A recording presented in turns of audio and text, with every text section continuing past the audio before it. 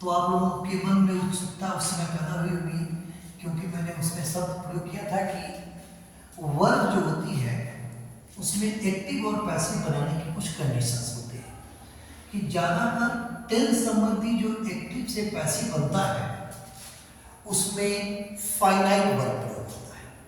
तो आपके मन में ये भी होगा कि भाई फाइनाइट वर्ब तो हो गया कि जिसमें हम क्या लगाए हैं और उत्तर चला है वो फाइनाइट वर्ब है। जो दूसरा एक शब्द आता है वह है नॉन फाइनाइट। नॉन फाइनाइट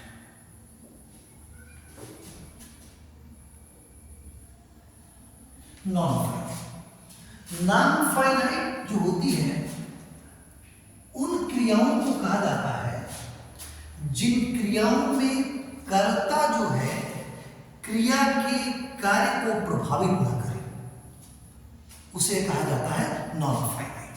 मतलब बिल्कुल कर्ता से वो स्वतंत्र रहती है, अपने आप उसका एक्शंस वर्क होगा, कर्ता उसमें काम सही, उसमें कोई किसी तरह का इंटरफियर नहीं होगा। इसीलिए नॉन फाइनाइट को पढ़ने के लिए हम तीन चीजों को पढ़ते हैं। एक होता है इन्फिनिटिव,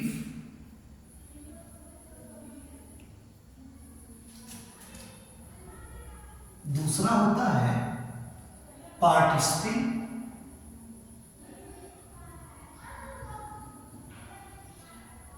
और तीसरा होता है जीलेंट।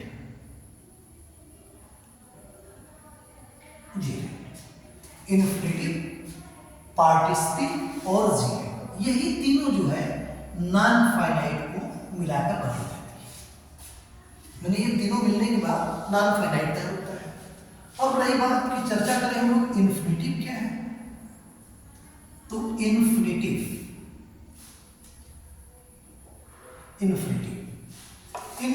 जैसे हम लोग कोई वाक्य पढ़ते हैं तो उसमें क्रिया प्रयोग करते हैं। जैसे मान लो जाना, तो जाना को हम लोग जनरल तौर पर लिख देते हैं गो। लेकिन रियल में जब आप संस्कृत पढ़ेंगे तो आपको बताया जाएगा कि कोई भी क्रिया जो है किसी धातु रूप से शुरू होती है। जैसे जाना है तो जाना संस्कृत के लिए गम धातु है, गम। अब इसको जब प्रेजेंट में प्रयोग करेंगे तो हो सकता है कि वर्तमान काल संस्कृत का हो तो उसमें प्रयोग किया जाएगा कि गच्छति गच्छता गच्छन्ति। लेकिन वर्ब में अब गम जो है जब टेंस के अनुसार बदलेगा तो इसका अलग अलग अर्थ बनता जाएगा। वैसे ही गो जाने का एक धातु है, जब इसमें हम टू लगा देते हैं तब होता है टू गो का मतलब होता है जाना, और ऐसे गो का अर्थ होता है जा, इसकी धातु हो गई जा।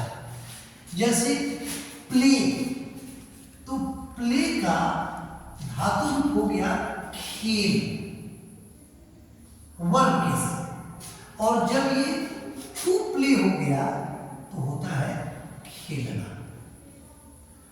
मतलब कि इन्फिनिटिव जो है वर्ब में टू लगाने से जब बनता है तो उसका अर्थ निकल कर आता है ना, ने, नी आदि।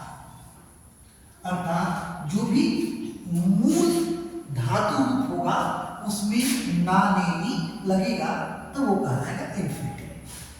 अब बेसिकली तौर पे इन्फिनिटिव को हम जब डीप पढ़ेंगे तो पता चलेगा कि इन्फिनिटिव जो है दो तरह का होता है।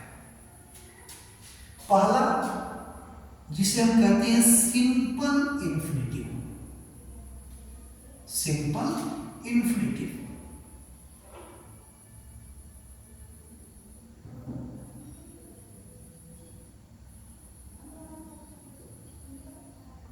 इन्फिनिटिव, और दूसरा जो होता है वो होता है जिरेंडियल इन्फिनिटिव।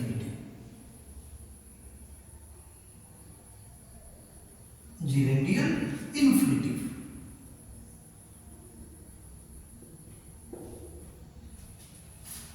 Gerundial infinitive. अब ये सिंपल इन्फिनिटिव के बारे में थोड़ा सा जान लें। जो सिंपल इन्फिनेटिव होता है बेसिकली तौर पे नाउन की तरह से, नाउन की तरह ये 5 प्रकार से काम करता है। पहला, subject to a verb, subject to a verb, मतलब किसी भी क्रिया का या कर्ता बन के आ जाएगा, कर्ता खुद ही हो जाएगा। दूसरा होता है object to a verb, object to a verb.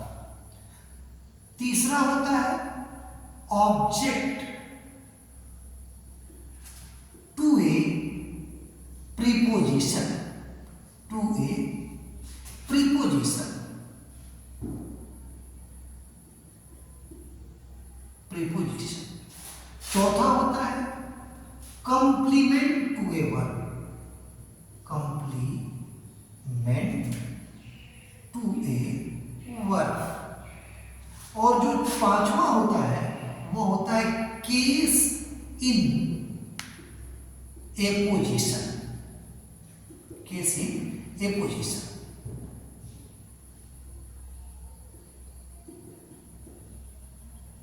अब चूंकि इन्फिनेटिव इन पांचों स्थितियों में 5 तरह से काम करता है, इसीलिए सिंपल इन्फिनेटिव को 5 भागों में बांटा गया है। और जेनेटिव इन्फिनेटिव बेसिकली तौर पे एडजेक्टिव की तरह कार्य करता है। अब हम लोग नेक्स्ट जब आपका कोई पार्ट आएगा तो उसको मैं बताऊंगा कि पार्टिसिपल क्या है और जेनेटिव क्या होता है।